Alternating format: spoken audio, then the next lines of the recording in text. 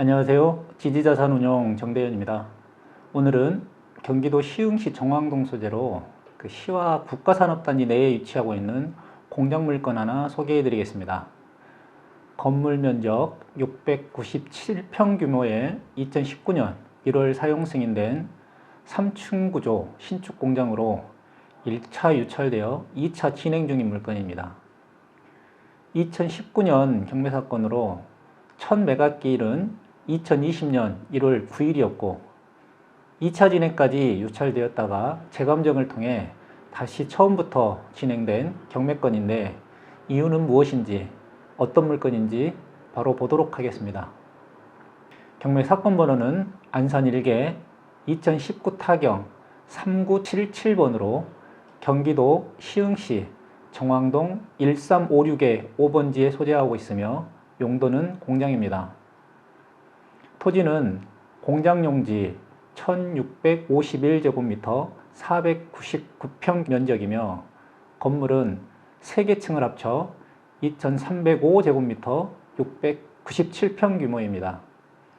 감정가는 56억 4,400만원이었고 1차 진행은 유찰, 감정가 70% 39억 5천만원 최저가로 2022년 5월 12일 2차 진행 예정인 물건입니다.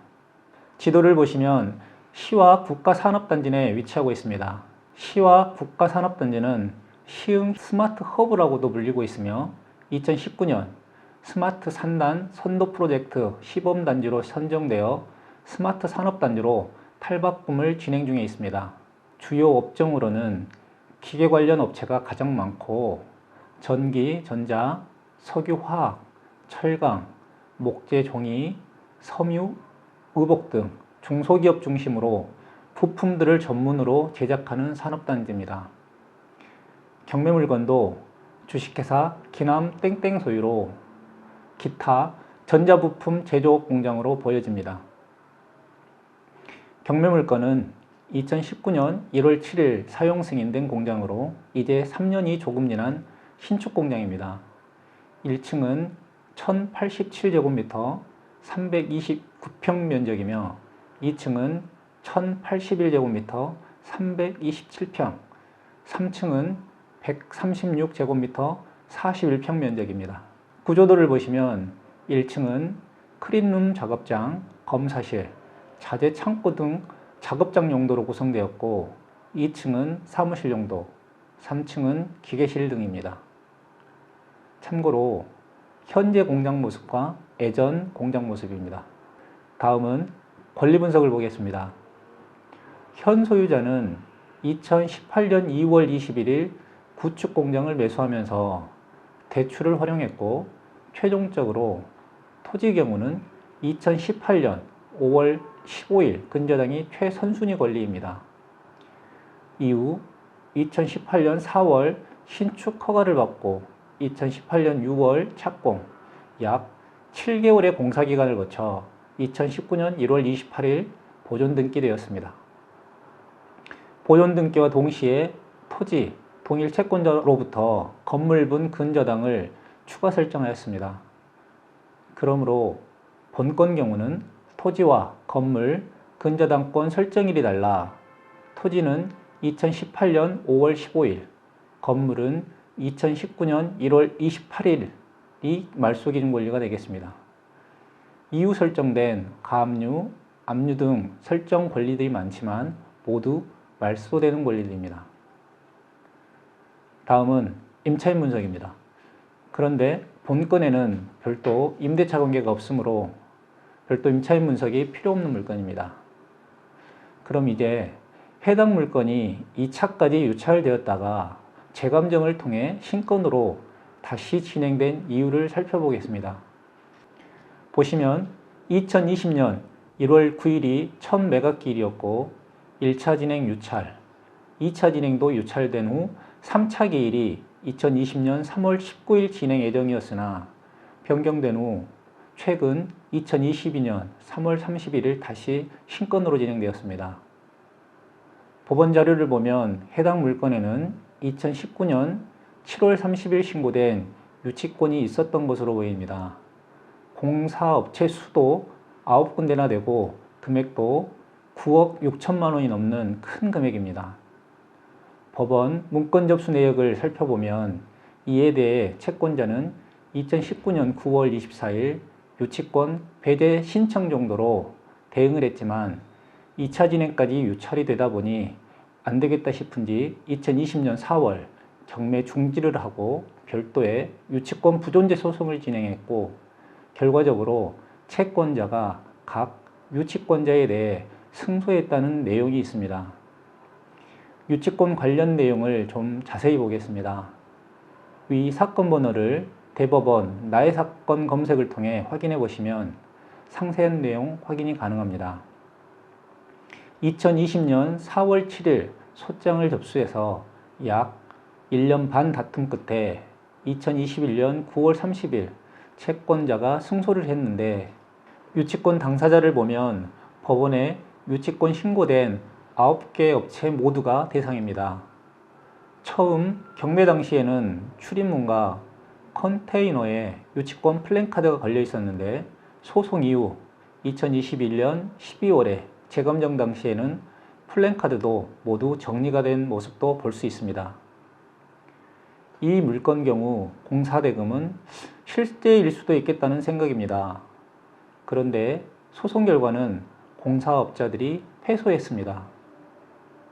이처럼 실제 공사업자라 할지라도 유치권 행사하는 것도 생각만큼 쉬운 게 아닙니다.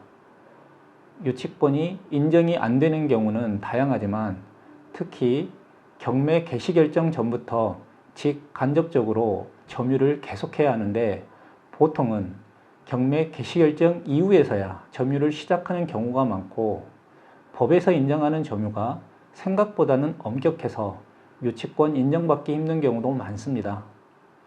그리고 본건 경우처럼 채권자가 유치권 부존재 소송을 진행하는 경우도 있지만 낙찰자가 직접 소송 당사자가 될 수도 있습니다.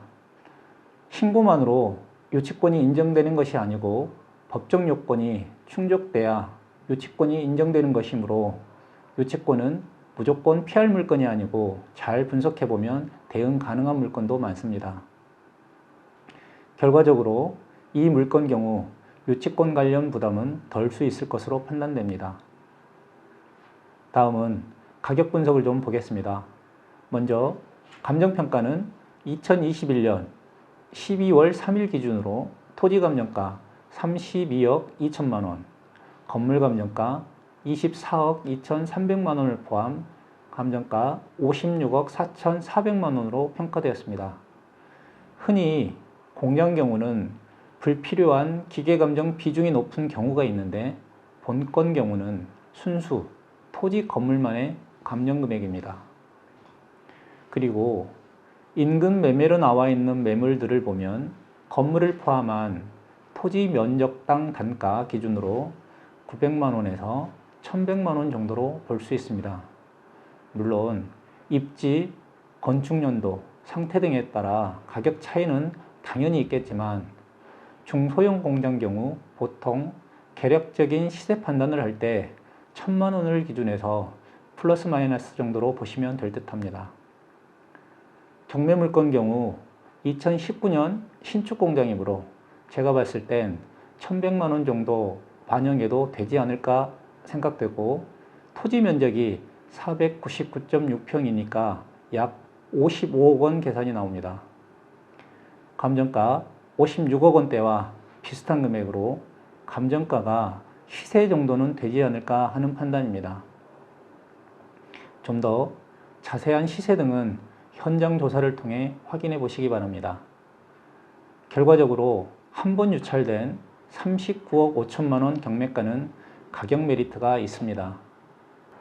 오늘은 시와 국가산업단지 내 공장을 소개해 드렸습니다. 최근 원자재 가격 등 상승으로 건축비가 많이 올랐는데 경매 물건은 2019년 사용 승인된 신축 공장이라는 장점이 있는 물건입니다. 법원 자료만 봤을 때는 신축 이후로 현 소유자도 아직 사용하지 않은 공장으로 보여지는데 좀 더 자세한 사항은 현장 조사 때 확인해 보시기 바랍니다. 그리고 개별 입지 공장과 달리 산업단지 내 공장은 원칙적으로 처음부터 임대 사업 목적으로는 취득이 제한되고 산지법에서는 경매로 취득한 물건은 1년 내 입주 계약을 체결해야 한다는 규정도 있다는 점 알아두시면 좋을 것 같습니다. 오늘 영상은 여기까지입니다. 시청해 주셔서 감사합니다.